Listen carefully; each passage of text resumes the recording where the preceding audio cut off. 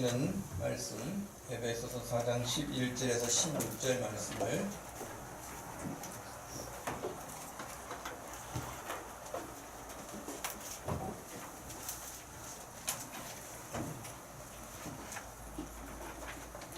에베소서 4장 11절에서 16절 말씀을 찾으셔서 우리 한 목소리로 말씀을 듣겠습니다.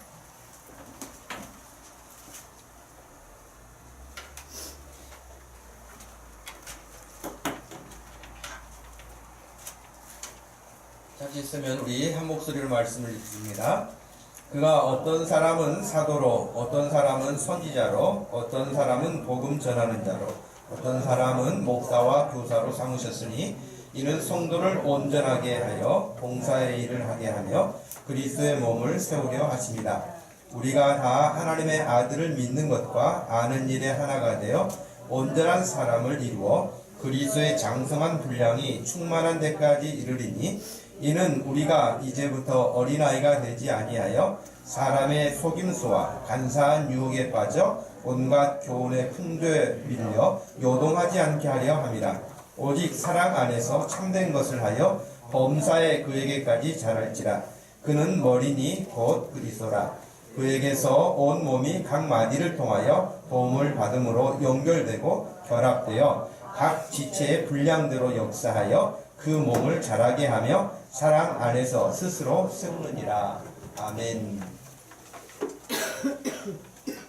믿음이 성장하기를 원하십니까? 이런 질문을 여러분 받으시면 모두가 다 동일한 답을 하겠죠? 다 믿음이 성장하기를 원하죠.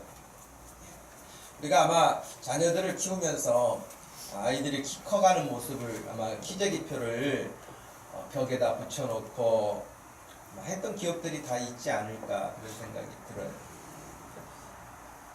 아이가 이렇게 날마다 커가는 모습을 보는 것이 또 양육하는 부모의 입장에서는 기쁨이기도 하겠죠.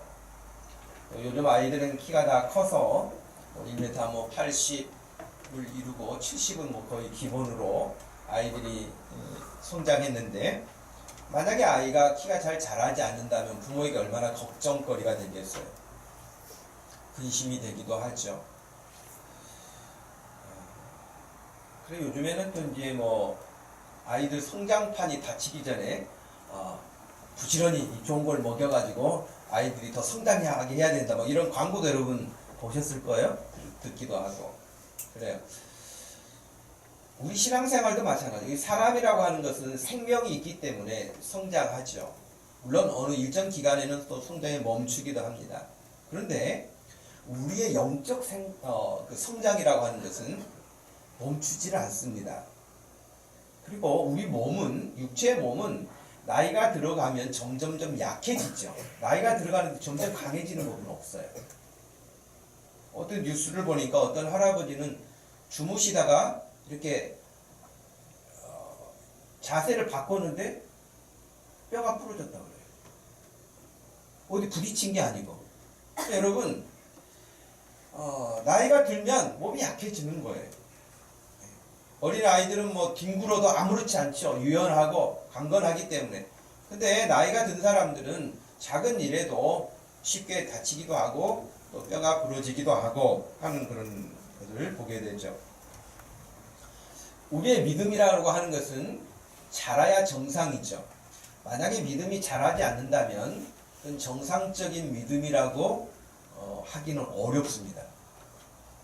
믿음이 있기는 있는데 자라지 않는 믿음이 있을까? 저는 그런 생각도 해요. 왜냐하면 믿음이라는 것 자체는 예수 그리스도의 생명이 와 있기 때문인데 정상적으로 예수 그리스도의 생명이 와 있다고 한다면 그건 자랄 수밖에 없는 거거든요. 예수 그리스도의 생명이 아니면 흉내내는 것이라면 교회를 흉내내고 다니면 그건 어쩔 수 없어요. 그런데 예수 그리스도의 생명이 진짜 자기의 믿음으로 와 있다라고 하면 반드시 그 믿음은 자라게 돼 있어요. 자라지 않을 수가 없어요. 목사님 사람마다 다 그렇지 않아요. 믿음은 반드시 자라게 돼 있고 예수 그리스도의 믿음이 명확하면 정말 반드시 성장하게 되어 있습니다.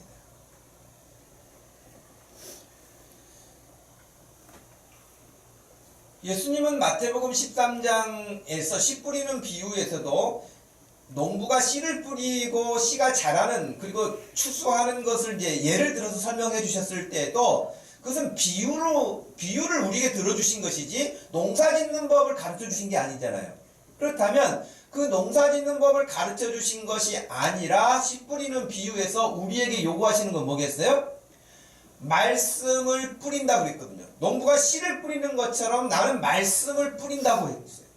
그러면 그 말씀이 씨앗이 좋은 땅에 뿌려져서 열매를 내고 추수를 하는 것처럼 하나님의 말씀도 뿌려지는 거예요. 지금 설교하는 이 시간이 말씀이 뿌려지는 것과 같은 거예요. 그러면 여러분의 마음의 밭에 이 말씀들이 떨어지는 거죠. 여러분들의 마음의 밭에 말씀이 떨어져서 그것이 좋은 마음으로 말씀을 받아서 어떨 때는 인내하기도 하고, 어쩔 때는 견디어 유혹을 이기기도 하고, 어쩔 때는 정말 애를 쓰고 노력해서 자기의 어떤 믿음을 지켜나가는 중에 그 믿음이 자라서 열매가 맺혀지는 곡식처럼 하나님의 나라에 어떤 그런 결과를 내는 그 비유를 우리에게 해주셨던 것이죠. 여러분, 요한복음 3장에 나오는 니고데모와 예수님과의 대화 가운데서도 분명히 말씀하시기를 사람이 거듭나지 아니하면 이라고 되어 있잖아요. 거듭난다고 되어 있단 말이죠. 자, 그렇다면 우리가 거듭나지 않는다면 이 말은 우리 몸은 부모로부터 이렇게 한번 태어났지만 우리의 속 사람이 영원히 거듭나야 된다고 하는 것을 전제하고 있잖아요. 요한복음 1장 12절과 13절 말씀에서도 영접하는 자, 곧 예수 그리스도를 믿는 자, 그 이름을 믿는 자들에게는 하나님의 자녀가 됐다는 거예요. 하나님의 자녀가 되는 권세를 주셨는데 13절이 중요하죠. 이건 부모의 혈통으로나 부모의 몸을 통해서 혹은 사람의 뜻을 통해서 그 사람이 하나님의 자녀가 되는 게 아니라는 거예요. 아시겠죠? 오직 하나님께로부터 태어나게 돼 있다는 거예요. 우리 몸은 부모로부터 태어남을 받겠죠. 우리가 이렇게 태어나 있죠. 그러나 몸이 태어난 것과 동시에 예수님이 우리에게 말씀해 주신 것은 사람이 다시 태어나야 된다. 거듭나야 된다. 하는 것은 몸이 거듭나는 게 아니라 그 속사람이 거듭나는 것을 말씀하신 거였잖아요. 근데 그 속사람이 거듭나는 것은 부모나 육정으로나 그 말은 혈통으로나 그 말은 부모에게로부터 아니라는 거예요. 부모로부터 태어날 수가 없어요. 다시 사람의 뜻으로도 될 수가 없다는 거예요. 오직 하나님께로부터 거듭난다. 그러니까 거듭나는 것은 하나님의 은혜죠. 믿음 좋은 부모가 있는데도 믿음이 좋지 않은 자녀가 있을 수 있어요. 믿음이 없는 부모가 있는데 믿음이 좋은 자녀가 있을 수 있어요. 그건 하나님께로부터 난 거듭남이기 때문에 그렇다고 할 수 있습니다. 로마서 8장 말씀에서도요, 5절 말씀에 육신을 따르는 자는 육신의 일을, 영을 따르는 자는 영의 일을 생각하나니 육신의 생각은 사망이요 영의 생각은 생명과 평안이니라고 말씀하셨습니다. 육신의 생각은 하나님과 원수가 되나니 이는 하나님의 법에 굴복하지 않을 뿐만 아니라 할 수도 없음이라. 육신에 있는 자들은 지금 계속 육신에라는 것은 물론 로마서 8장 전반적인 내용으로 봤을 때는 율법의 지배를 받고 있는 자들, 그런 의미도 크지만 동시에 거듭나지 않은 자들이라고 볼 수 있습니다.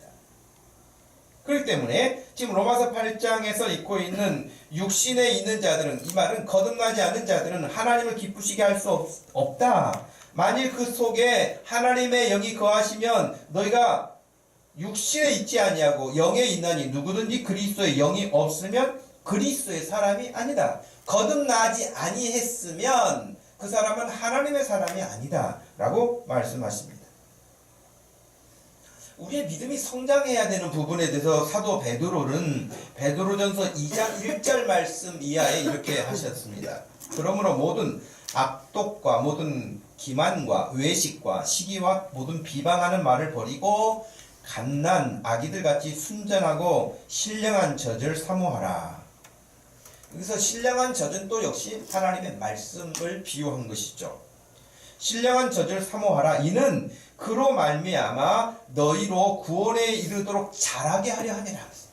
여기서도 역시 말씀을 늘 먹고 음식을 먹는 것처럼 먹을 때에 그 영혼이 자라게 된다는 것입니다. 사도 바울도 여러 번 믿음에 자라는 성장 과정에 대해서 이야기를 했는데 고린도전서 14장 20절에 형제들아 지혜에는 아이가 되지 말고 악에는 어린아이가 되라. 지혜에는 장성한 사람이 되라 그랬어요. 장성한 사람이 되라.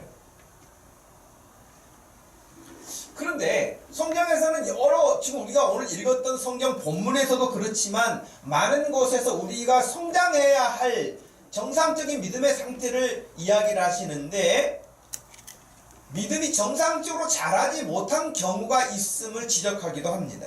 고린도전서 3장 1절 말씀에 따르면 우리가 이미 큐티하면서 지나갔던 본문이기도 하지요. 형제들아 내가 신령한 자들을 대함과 같이 이 말은 다른 말로 간편하게는 거듭난 자들 혹은 성숙한 자들 그렇게 말할 수 있겠죠. 그런 사람들을 대하는 것처럼 너희들을 대할 수가 없구나. 그래서 어쩔 수 없이 육신에 속한 자 곧 그리스도 안에서 어린아이들을 대함과 같이 한다. 하나님의 사람이 되었다고 교회에 들어와 있기는 한데 이 사람이 신령한 사람이 되지 못하고 아직 육신에 속한 자와 별 차이가 없다는 거예요. 그러니 그 사람의 수준에 어린아이와 같은 수준의 말을 할 수밖에 없다고 말씀하시면서 2절에 내가 너희를 젖으로 먹이고 밥으로 아니하였노니 이는 너희가 감당하지 못하였음이거니와 지금도 못하리라. 너희는 아직도 육신에 속한 자로다. 여러분 우리의 믿음이 자랐다고 하는 것은 뭘까요? 우리 믿음이 자랐다. 믿음이 자라지 않았다. 그 차이는 뭘까요? 아마 많을 거예요. 어떤 한두 가지는 아닐 거예요. 그런데 믿음이 자랐다고 하는 것은 점점점 예수님을 닮아갔다는 이야기겠고요. 예수님을 더 많이 알게 됐다는 거겠고요. 나를 구원하신 그 구원의 은혜가 얼마나 큰 것인가를 더 알게 되었다는 것이겠고요. 여러 가지 의미가 믿음이 자랐다는 말 안에는 들어가 있겠죠. 그러니 나를 구원하신 그분이 어떤 분인가를 점점 알아가면 알아갈수록 내가 그분 앞에서 어떤 삶을 취할 것인가는 그 사람의 성숙도에 나타나겠죠. 어린아이 같지 않겠죠. 점점 예수님을 닮아가기 때문에 사람들이 하는 어떤 작은 말에 쉽게 상처를 받거나 그것 때문에 무너지거나 어떤 일이 좀 힘들다 그래가지고 포기하거나 그러지 않겠죠. 이건 하나님이 기뻐하시는 일이다 생각하면 우리 예수님을 닮아가기 때문에 예수님처럼 그것을 끝까지 감당해내겠죠. 믿음이 자란다고 하는 것은 성장한다고 하는 것은 그런 일일 거예요. 전에는 하나님에 대한 일에 관심이 없었는데 하나님이 하시는 일에 관심이 많아지는 거겠죠. 전에는 어떤 일을 그냥 사람의 체면에 의해서 어쩔 수 없이 따라서 했었지만은 이제 믿음이 자란 사람은 그런 체면에 의해서 하는 게 아니라 하나님의 은혜에 감사해서 하는 거겠죠. 자발적으로 하겠죠. 억지가 아니겠죠. 뭐 이런 것들이 믿음이 자란 증거일 거라고 생각합니다. 고린도전서 13장 11절 말씀에 내가 어렸을 때는 말하는 것이 어린아이와 같고 깨닫는 것이 어린아이와 같고 생각하는 것이 어린아이와 같다가 장성한 사람이 되어서는 어린아이의 일을 버렸노라 그랬어요. 히브리서 5장 13절 말씀에서도 이는 젖을 먹는 자마다 어린아이니 의의 말씀을 경험하지 못한 자가 어린아이와 같다 그랬어요. 의의 말씀을 경험하지 못한 자라고 하는 것은 하나님의 말씀대로 해보았는데 하나님의 말씀대로 해보니까 거기서 온 어떤 결과물들을 경험해보지 못한 거라는 거예요.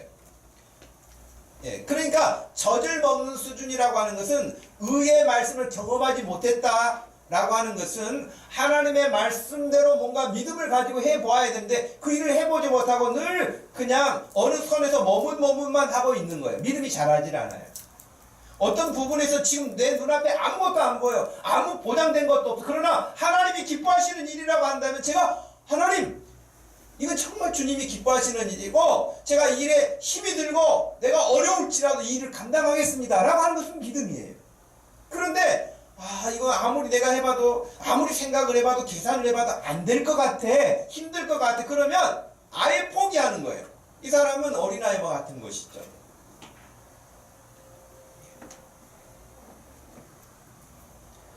여러분 동물원 같은 경우를 가면은 맹수들이 있는데 그 맹수들이 나오지 못하도록 이렇게 다 철장으로 2중 3중 안전장치를 해놓고 있잖아요. 그러니까 어른들은 이 맹수가 나올 수 없다는 것을 알잖아요. 안전장치가 돼 있다는 것을 알잖아요. 그러니까 가까이 가도 으르렁거리는 사자나 호랑이 앞에 가도 별로 두렵지 않아요. 갇혀 있어서 너는 여기를 올 수 없고 나를 해칠 수 없다는 걸 알기 때문에. 근데 아이들 같은 경우는 그 앞에 철장이 다 가로막혀 있음에도 불구하고 아이들은 움츠하고 안 가려고 그래요. 그럼 어른들 뭐라 그래요? 괜찮아. 괜찮아. 그렇게 말해요. 괜찮다고. 근데 아이들은 철장도 보이기는 하고 그렇지만 동시에 호랑이만 크게 보이는 거예요. 사자만 크게 보이는 거예요. 그러니까 안전장치에 대한 지식이 어른과 같지 않을 수 있겠죠. 그러니 하나님에 대한 어떤 것도 어른처럼 지식이 있으면 지금 당장 눈에 보이지 않고 지금 눈에 보이는 것은 굉장히 험악한 맹수들처럼 어려워 보인다 할지라도 하나님의 손길이 나를 도울 것을 확신하는 가운데 가는 거예요. 근데 믿음이 없는 아이와 같은 사람은 큰 어려운 일만 보이지 하나님은 안 보인 거란 말이에요. 그러니 늘 쭈삐쭈삐만 하지 어떤 일을 시행하지 못합니다. 그런데 놀랍게도 성경의 모든 믿음의 사람들은 눈에 보이는 것을 따라간 사람들이 아니라 눈에 보이지 않는 것을 신뢰하고 따라갔다고 그렇게 말하잖아요. 그렇죠? 눈에 보이는 거 다 누가 못 믿겠어요? 눈에 보이는 거 다 그럼 믿을 수 있겠죠.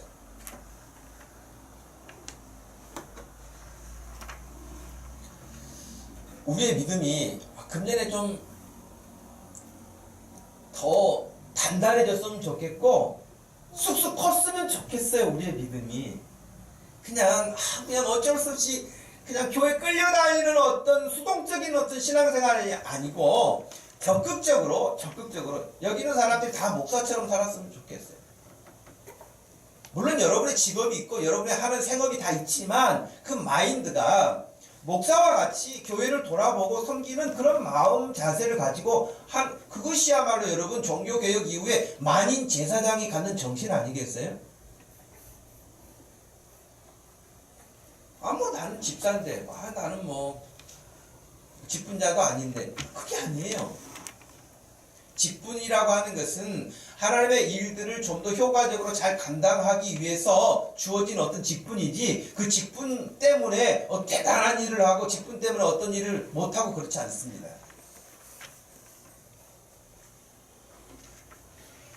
금년에 여러분들의 믿음이 자라는 모습을 보시면서 우리 주님이 기뻐하실 수 있기를 축복합니다.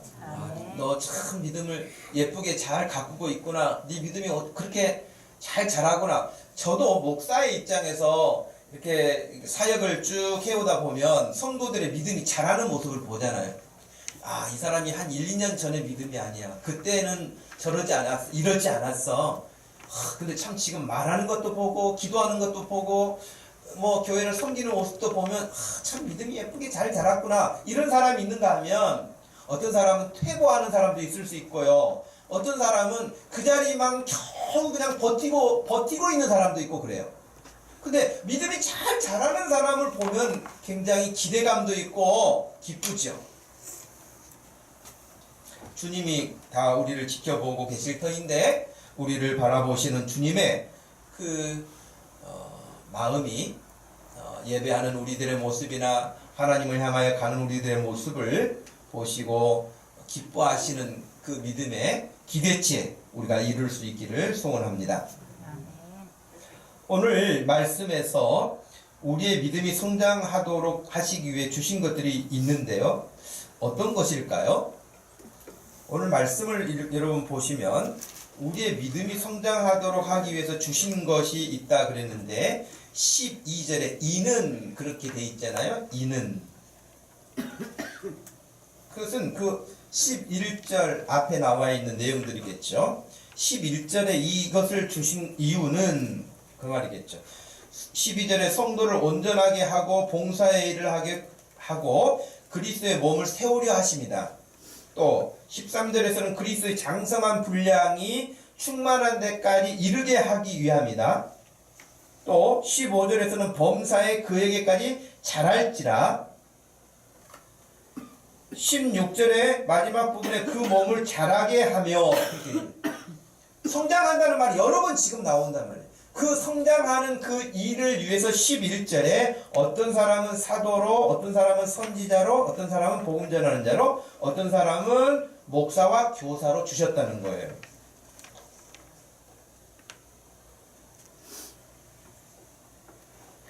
그러면 11절에 이 직분이 갖는 그 특징이 뭘까요?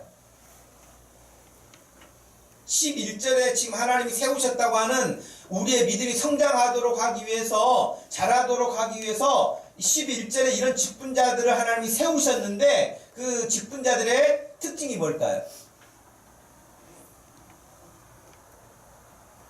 선지자. 구약의 선지자들이 대부분이죠. 사도, 복음 전하는 자, 전도자죠. 목사, 교사, 이 사람들의 특징은 가르치는 거예요. 가르치는 사람을 하나님이 세우신 거예요. 성도들의 믿음이 성장하도록 하기 위해서. 그러면 동시에 가르치는 사람을 세웠다고 한다면 성도들은 어떻게 해야 되겠다는 거예요? 가르침을 받아야 되겠죠. 배워야 되는 거예요. 그래서 교회는 늘 가르치고 가르침 받음의 관계가 설정되어야 건강하게 두 트랙이 움직여 갈 수 있는 거예요.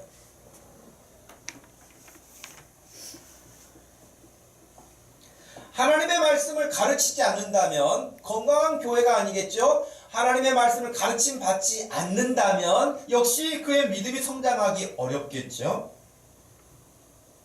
그럼 여러분 주로 언제 하나님의 말씀을 가르침 받습니까? 언제 하나님의 말씀을 가르침 받죠? 지금 이 예배 시간에 말씀을 듣는 설교 시간이죠. 예, 하나님의 말씀을 듣는 시간이죠. 그래서 여러분 하나님께 지금 하나님의 말씀을 제가 전하고 있고 여러분이 듣고 있는 시간인데 이 시간에 그러면 말씀을 어떻게 들어야 되겠어요? 예, 제가 이 사진을 하나 보여드리는데요. 이 사진은 무슨 사진 같습니까?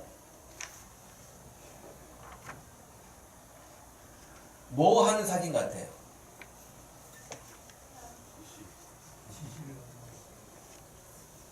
예.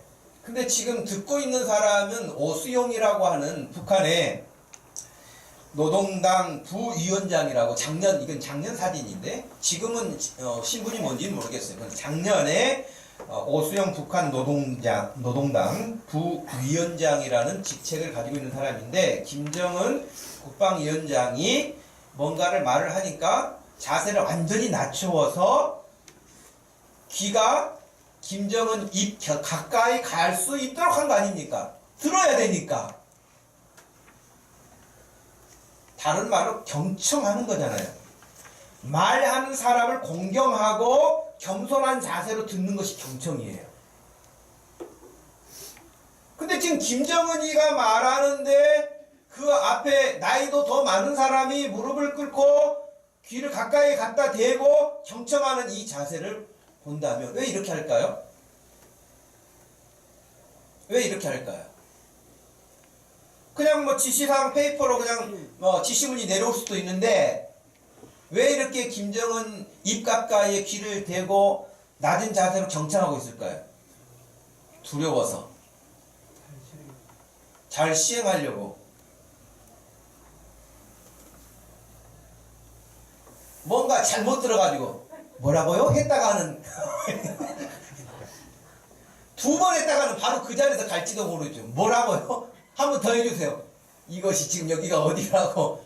그러니 말을 놓쳤다가는 이거 큰일 나는 거 아닙니까? 한마디로 말을 놓칠 수가 없는 거예요. 말 놓쳤다가는 지금 생명이 왔다 갔다 하는 상황 아니겠어요? 그러니 정신이 아주 초긴장해가지고 듣는 거 아니겠습니까? 저는 우리 성도들이 하나님의 말씀을 이 오수영 부장처럼 들으면 아마 놀라운 일이 생길 거라고 생각해요. 예. 우리는 하나님의 말씀을 이렇게 경청을 안 한다는 데 문제가 있어요.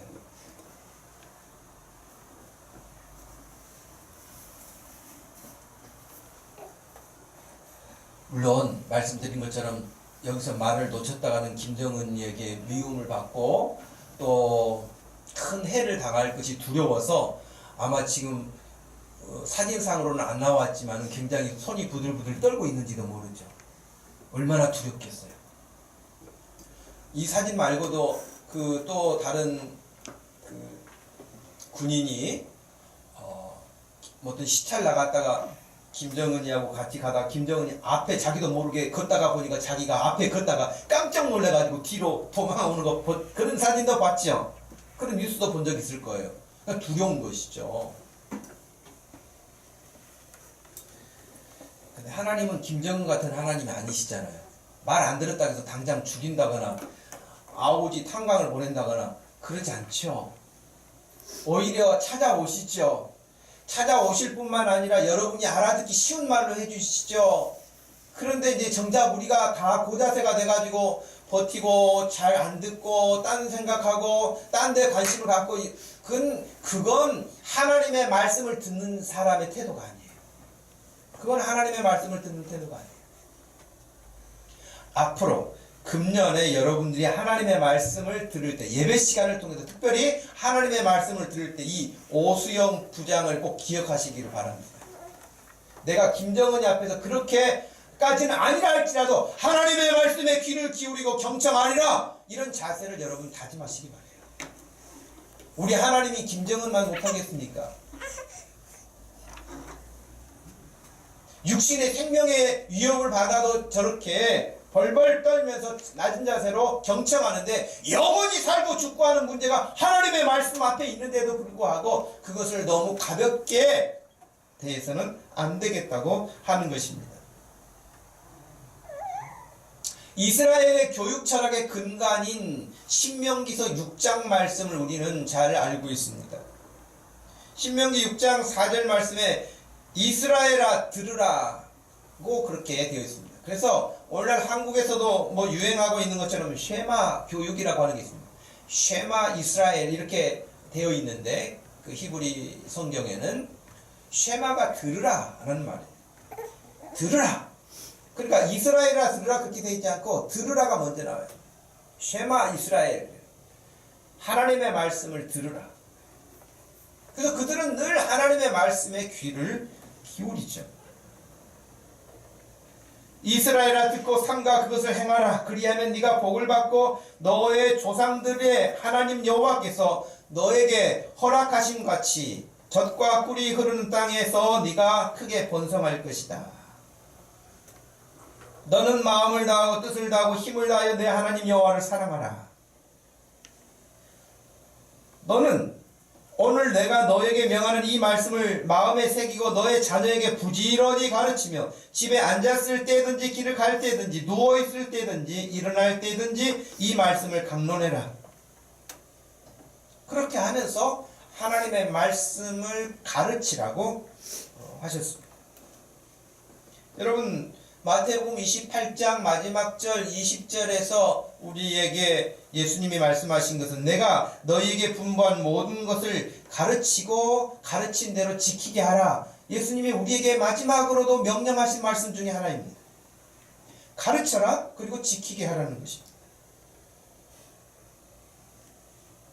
사도행전 19장에 보면 사도 바울이 에베소 교회, 에베소 지역에 가서 복음을 전하고 에베소 교회가 성장하게 됩니다. 근데 늘 방해가 있었단 말이죠. 바울이 가서 복음 전하게 되면은 방해 세력이 일어났는데 에베소에서도 마찬가지로 3개월 동안 말씀을 강론했어요. 그런데 강력하게 반대파들이 일어나가지고 막 회방을 놨어요. 그랬더니 사도행전 19장 9절 말씀에 보니까 어떤 사람들은 마음이 굳어 순종하지 않고 무리 앞에서 곧 복음을 비방하거늘 바울이 그들을 떠나 제자들을 따로 세우고 두란노 소원에서 날마다 강론하니라. 부회 동안 이같이 하니 2년 동안을 두란노 소원이라고 하는 곳에서 날마다 하나님의 말씀을 강론했다, 그렇게 되어 있어요.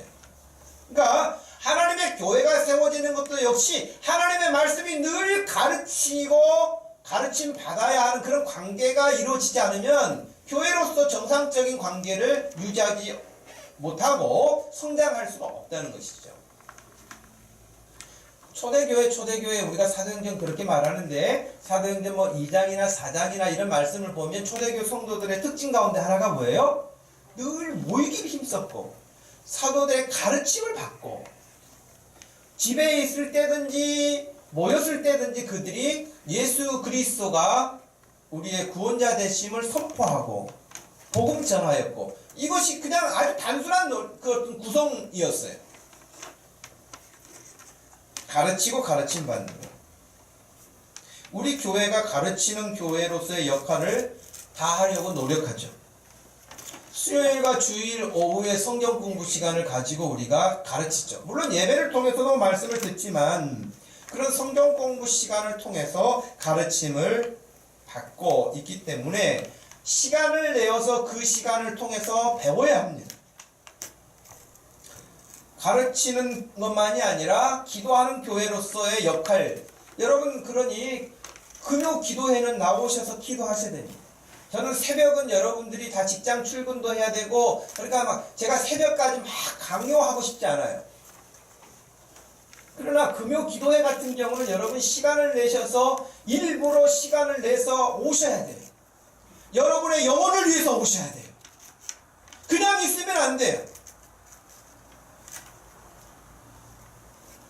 말씀을 가르치고 배우고 기도하고 하는 일들이 교회로서의 가장 기본적인 일인데 이런 일들을 하지 않고 우리의 믿음이 성장할 수는 없습니다. 여러분 우리가 기도할 일이 얼마나 많습니까? 정말 기도할 일이 많습니다. 나라와 민족을 위해서도 기도해야 되지 않겠습니까? 교회를 위해서도 기도해야 되지 않겠습니까? 우리 자신들을 위해서도 기도해야 되지 않겠습니까? 기도해야 될 일이 참 많습니다. 그러니 기도하는 시간을 여러분 귀하게 여기고 나 혼자도 나가서 기도할 수 있어야 되는데 함께 기도할 수 있는 사람이 있으니 얼마나 감사합니까? 그러니 금요 기도회에 여러분 같이 와서 기도할 수 있기를 축복합니다. 제가 특별 새벽 기도를 하지 않냐고 특별 금요 기도회를 한다고 하니까 한 달에 한 번 특별한 때만 오면 되겠구나 그렇게 생각하지 마시고 여러분 매주 금요 기도회에 오셔서 같이 기도하는 일에 여러분들이 시간을 내고 하나님 앞에 나갈 때 우리의 개인의 믿음도 성장하고 우리 교회의 믿음도 성장하게 될 줄로 압니다. 그러나 여러분 지금 예배 시간을 통해서 설교를 듣는 이 시간, 하나님의 말씀을 듣는 이 시간, 말씀을 제가 선포하지만 한계도 있어요. 그 한계라고 하는 건 뭐냐면 제가 일방적으로 말씀을 늘 전하고 여러분은 지금 듣고 있는 어떤 자세에서 확인할 수 있는 부분들이 좀 부족해요. 제가 개인적으로 김 집사님 그렇지 않습니까?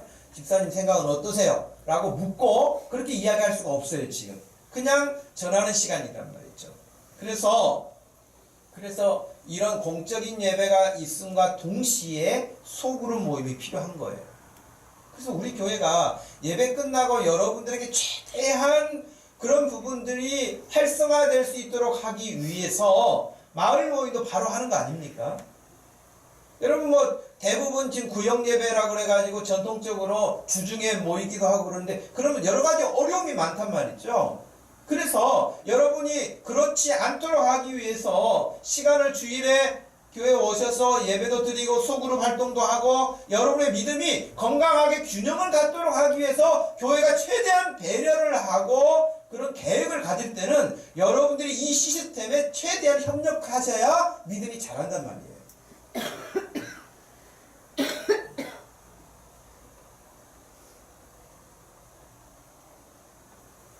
제가 지난 금요일에 극동방송에서 뭐 김장한 목사님을 비롯한 교계의 어떤 교육자들이 나와가지고 대담하는 프로그램을 들어보니까 지금 이제 한국교회 가장 큰 문제점 가운데 하나가 뭐냐면 세대 간의 갈등을 넘어서서 이렇게 단절이라는 거예요. 세대 간의 단절이라는 거예요.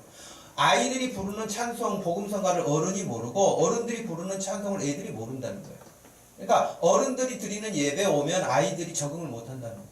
그래서 그들이 대안으로 내는 게 뭔지 아세요? 우리 교회가 하고 있는 거예요. 그들이 대안으로 내세우는 것이 함께 예배를 드려야 된다. 함께. 그럴 때 저는 우리 교회가 우리 지금 하고 있는 어떤 이런 일들에 대해서 적극적인 협력을 하고 열심을 해서 우리가 갈 때에 반드시 좋은 결과가 우리에게 주어질 거라고 믿습니다. 여러분 아이들에게 여러 번 말씀드렸지만 아이들에게 교육하는 것 가장 큰 교육은 선생님의 사랑입니다. 성도들의 사랑입니다. 아이들이 뭐 성경 지식을 잘 알아서 성장하는 부분도 있겠지만 아이들이 교회 성도들이 베풀어주는 그리스도의 사랑 안에서 자라게 되고 함께 예배하는 이런 과정을 통해서 그들이 하나님의 사랑을 터득해 가기 때문에 그렇습니다. 예배 자세만 바르게 가르친다면 아이들이 믿음이 자라지 않을 수가 없을 것입니다. 그래서 여러분 15절 말씀에 보면 오직 사랑 안에서 참된 것을 하여 모든 일에 예수님에게까지 자라가기를 바란다. 그는 머리니 곧 그리스도라. 그에게서 온 몸이 각 마디를 통하여 도움을 받음으로 연결되고 결합되어 각 지체의 분량대로 역사하여 그 몸을 자라게 하며 사랑 안에서 스스로 세우느니라. 교회가 세워져 가게 되는데요. 15절 16절 말씀에 보니까 교회란 예수님을 머리로 한 지체가 된 것이죠. 한 몸이 된 거란 말이에요. 서로에게 다 연결되어 있다는 거예요. 연결되어 있어요. 그래야 건강하게 성장합니다. 서로에게 도움을 주기도 하고 도움을 받기도 합니다. 여러분 교회 공동체처럼 다양한 사람들이 모인 곳은 없습니다. 학교 그러면 여러분 어떻습니까? 일단 나이가 똑같은 학년으로 나뉘어지죠. 그렇죠? 중학교 그러면 초등학교 나오는 애들이 가잖아요. 초등학교까지는 기본 교육이 끝난 거잖아요. 고등학교, 중학교 교육까지 끝나야 가는 거잖아요. 다 어떤 그런 공통 분모가 있고 같이 할 수 있는 게 있어요. 근데 교회는 성장 과정도 다 달라요. 성품도 다 달라요. 기질도 다 달라요. 사는 형편도 다 달라요. 지금 하고 있는 일도 달라요. 다 달라요. 그런 사람들이 모인 거예요. 그러니 복잡할 수밖에 없어요. 생각이 한 가지 생각이 아니라 다양한 생각이 내 마음에 든 사람 아무도 없어요. 여러분 교회 안에 내 마음에 딱 드는 사람이 있습니까? 없어요. 내 마음에 딱 드는 사람이 어디 있습니까? 다 다릅니다. 단 한 가지 예수님 때문에 우리가 같이 모이는 거잖아요. 여러분 아이 한 명이 커가는데도 가만히 보십시오. 아이 한 명이 커가는 성장 과정을 보면 그냥 나놓기만 하면 그냥 쭉쭉쭉 큽니까? 어때요? 애들 나놓기만 하면 쭉쭉쭉 크더냐고요. 그 하나 크는데 온갖 일들이 있지 않습니까? 병에 안 걸리도록 예방접종도 해야죠. 교육도 해야죠. 말 안 들을 때 야단도 쳐야죠. 칭찬도 해야죠. 운동도 시켜야죠. 여러 가지 일들, 우리가 그런 마음을 갖는데도 우리 마음대로 안 돼요. 그래서 아이 하나가 성장해 가는데 정말 많은 우리들의 생각과 힘든 일들이 다 지나면서 어떤 과정이 가게 되잖아요. 그죠? 교회도 마찬가지인 거예요. 교회가 성장해 가는 과정에서 여러 가지 일이 있을 수 있다는 거예요. 당연히 여러 가지 일이 있을 수 있죠. 우리 믿음이 성장하는데도 여러 가지 개인적으로 일이 올 수 있어요. 어떤 일은 속상한 일을 만날 수도 있고, 어떨 때는 힘든 일을 만날 수도 있고, 다양한 일을 만날 수 있지만 그런 과정을 통해서 믿음이 성장해 가는 거잖아요. 애 감기 걸렸다 갖다 버립니까? 애 말 한 번 안 들었다고 해서 그냥 포기합니까? 그렇지 않잖아요. 그러니 우리의 믿음이 성장하려고 할 때에 저 사람은 나에게 늘 힘들게 하는 사람 같아. 근데요, 제가 우리 그 작은 교회 목사님들 모임을 통해서도 그런 이야기를 한 적이 있는데, 막 이제 들어보면 사연도 많죠. 사연도 많은데 막 힘들게 하는 분들 때문에 이제 막 더 마음이 괴로운 경우들이 있어요.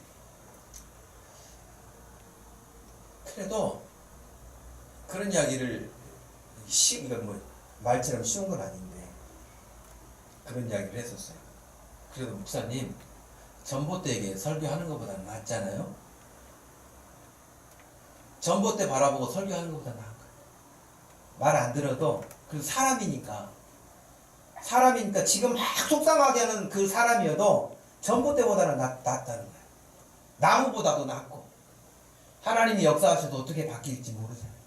그러니 그렇게 설교할 수 있는 대상이라도 있어서 감사합니다. 아무도 없으면 참 이건 좀 위안이지만 힘든 위안이죠. 마찬가지로 여러분, 교회 안에서도 이 사람은 정말 나한테 도움이 안 되는 것 같아. 속상하게 하는 것 같아. 힘들게 하는 것 같아. 근데 그 사람 없어봐요. 또 써야 할 때 그 사람이 필요해야 될 때 꼭 있어요. 그런 여기는 필요치 않은 사람이 아무도 없어요. 다 내 마음에는 안 들어도 다 필요해. 믿습니까? 내 마음에 딱 드는 사람은 아니어도 다 필요한 사람이야. 버릴 사람 아무도 없어요. 교회란 바로 그런 공동체라고 할 수 있습니다.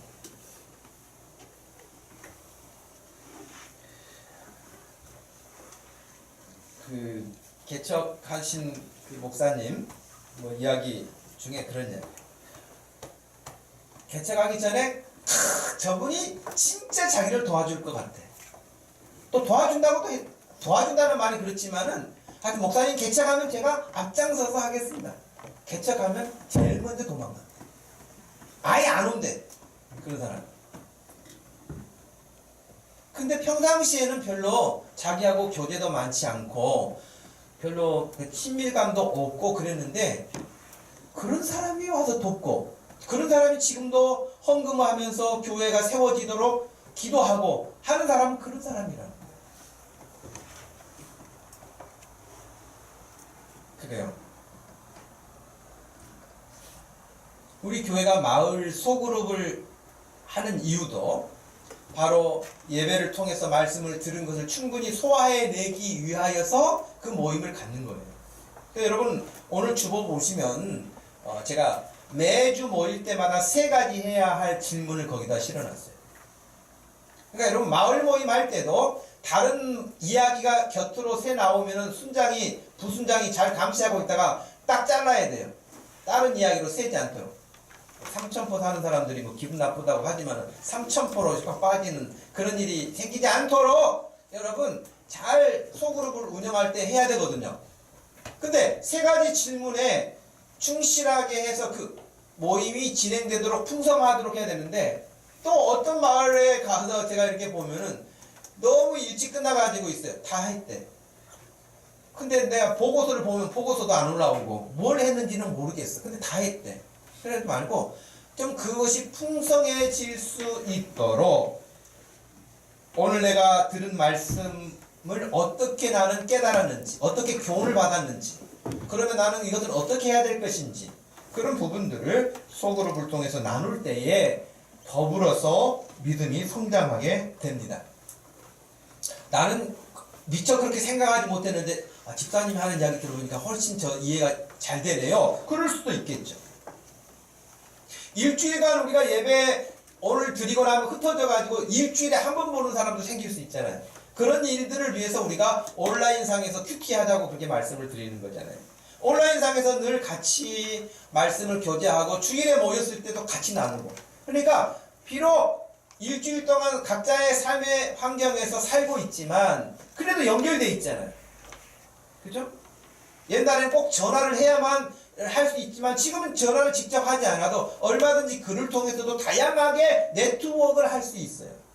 지금 그런 시대에 우리가 살고 있는 거예요. 요즘에 가상화폐 때문에 난리잖아요. 우리 교인들 중에도 가상화폐에 투자하신 분이 계신가요? 네. 블록체인이라고 그러잖아요. 네? 다 이렇게 연결되어 있단 말이에요. 우리야말로 블록체인이 잘 설정이 돼서 일주일 동안 각자 직장에 가 있고 다 가정에 있고 다 이렇게 사업장에 가 있을지라도 네트워크가 딱 연결돼 있어서 여러분 얼마나 좋습니까? 우리가 활용할 수 있는 것이. 그러니 그렇게 하다가 주일에 만나서 마을 모임 하면서 또 은혜를 같이 공유하고 또 열심히 그 힘을 내서 기도하고 일주일을 또 살아나가고 할 수 있는, 자, 이렇게 됐을 경우에 그러니까 가르치는 사도들을 시작해서 목사와 교사까지 하나님이 이런 사람을 세우셔서 말씀을 가르치고 말씀을 배울 수 있도록 하셨는데, 그렇게 해서 믿음이 자라게 하셨는데 장성한 분량에 이르도록 하셨는데, 마지막에 결론이 뭐냐면 13절 말씀 이렇게 되어 있습니다. 14절까지 우리가 다 하나님의 아들을 믿는 것과 아는 일에 하나가 되어 온전한 사람을 이루어 그리스도의 장성한 분량이 충만한 데까지 이르리니, 이는 우리가 이제부터 어린아이가 되지 아니하여 사람의 속임수와 간사한 유혹에 빠져 온갖 교훈의 풍조에 밀려 요동하지 않게 하려 함이라. 우리의 믿음이 성장해야 되는 이유 가운데는 여러 가지가 있겠지만 그 중에 하나가 어린아이가 되어서 사람의 속임수나 간사한 유혹에 빠져서 세상 풍조에 밀려 살지 않도록 하기 위함이라는 거예요. 어린아이들의 특징 가운데 하나는 너무 속이기가 쉬워요. 어린아이들. 그렇지 않습니까, 여러분? 아이들 속이기는 너무 쉽다고 제가 말씀드렸잖아요.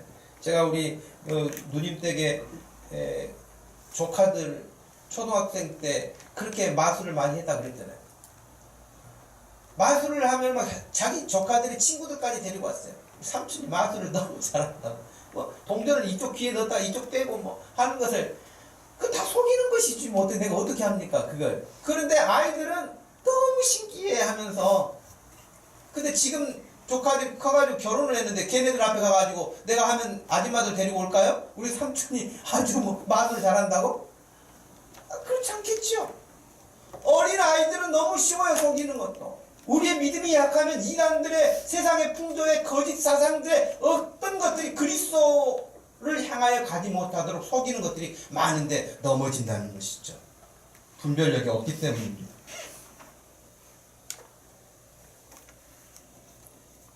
그러므로 금년 한 해 여러분, 고린도전서 13장은 우리에게 잘 알려진 것처럼 사랑장이라고 되어 있잖아요. 근데 고린도전서 13장 11절 아까도 한번 읽어드렸는데, 내가 어렸을 때는 말하는 것이 어린아이와 같고 깨닫는 것이 어린아이와 같고 생각하는 것이 어린아이와 같다가 장성한 사람이 되어서는 어린아이의 일을 버렸노라, 그렇게 되어 있는데요. 여러분, 여기서 어린아이의 일이 뭐였을까요? 고린도전서 13장의 사랑장이라고 그랬죠. 그런데 고린도전서 13장의 11절 말씀에서 내가 어렸을 때 말하는 것, 생각하는 것, 이런 것들이 다 어린아이와 같았는데 이제는 내가 믿음이 성장하면서 어린아이의 일을 버려놓으라 그랬어요. 여러분, 사랑의 특징이 뭡니까? 사랑은 오래 참고, 사랑은 자기 유익을 구하지 않고, 사랑은 성내지 않고, 투기하지 않고. 자, 나와 있어요. 어린아이의 특징이 뭡니까? 아이들은요, 철저히 자기 중심이에요. 자기 중심. 유치원에서 선생님이 옆에만 조금 예뻐해 주는 것 같으면은 금세 질투하고 해가지고 막 옆에 와가지고 안기고 막 그렇게 하는 아이들도 있고요. 뭔가를 똑같이 나눠줘도 항상 남의 것이 커 보여. 그런 것도 있고요. 아이들의 특징은 자기 중심이에요. 자기 유익을 먼저 구하고 오래 참지 못해요. 그런데 여러분, 고린도 교회 성도들이 이제 어린아이의 일을 버렸다. 그 어린아이였을 때 했던 일을 버려서 이제 장성한 분량에 이르러서 진정한 의미에서 사랑으로 섬기고 사랑으로 다른 사람을 먼저 돌볼 수 있는 그런 믿음이 되기를 바울이 가르치고 있었던 것이죠. 금년 한 해 우리가 함께 예배할 때 또 마을 모임을 가질 때에 여러분들이 사랑 안에서 잘 돌보고 또 서로 잘 섬기고 함께 마을을 가꾸어 가고 우리 교회를 세워갈 수 있도록 해서 금년에 우리의 믿음도 교회도 더 크게 성장하고 부흥하고 우리 주님의 일을 시원시원하게 잘 감당해낼 수 있는 그런 한 해가 되기를 주님의 이름으로 축복합니다. 하나님 아버지 고맙고 감사합니다. 우리의 믿음이 참으로 성장하기를 원합니다. 우리의 믿음이 성장해서 주님이 기뻐하시는 일들을 힘있게 잘 감당하기를 원합니다. 하나님, 그러기 위해서는 어린아이의 모습을 버려야 되겠고 어린아이의 모습에서 그 말하는 거나 행동하는 거나 생각하는 것에서 성숙해지려면 늘 말씀을 가르침 받아야 되겠사오니 배우게 하시고 예배 때 경청하게 하시고 우리의 믿음이 한층 더 성숙해져 갈 수 있도록 축복하여 주옵소서. 예수님의 이름으로 기도하옵나이다. 아멘. 다 같이 일어나셔서 452장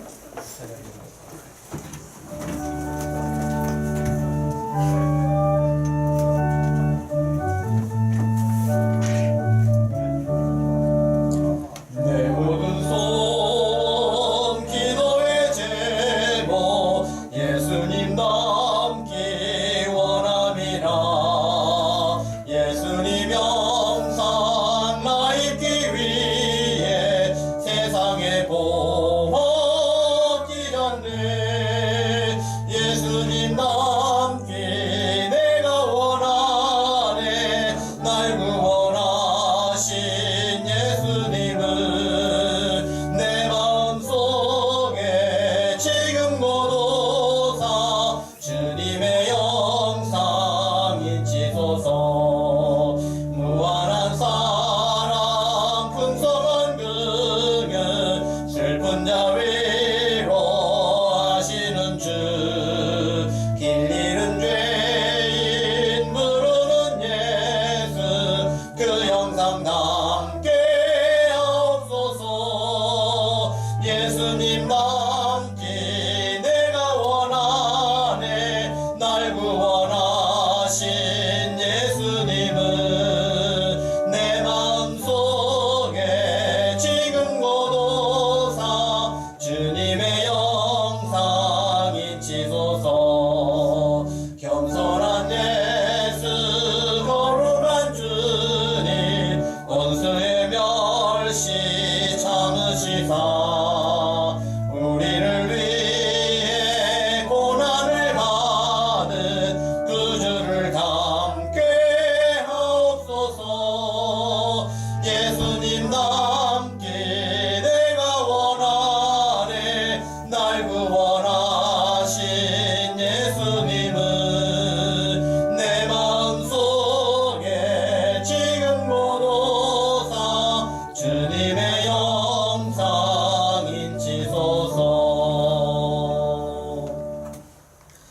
지금은 우리 주 예수 그리스도의 구속하신 구속의 은혜와 우리 하나님 아버지의 극진하신 깊으신 뜨거운 사랑과 성령 하나님의 위로하심과 교통하심이 거듭나게 하시고 자라가게 하시는 우리의 믿음을 따라서 금년 한 해 성장하기를 소망하는 사랑하는 모든 성도들 머리 위에 지금부터 영원토록 함께 계실지어다. 아멘.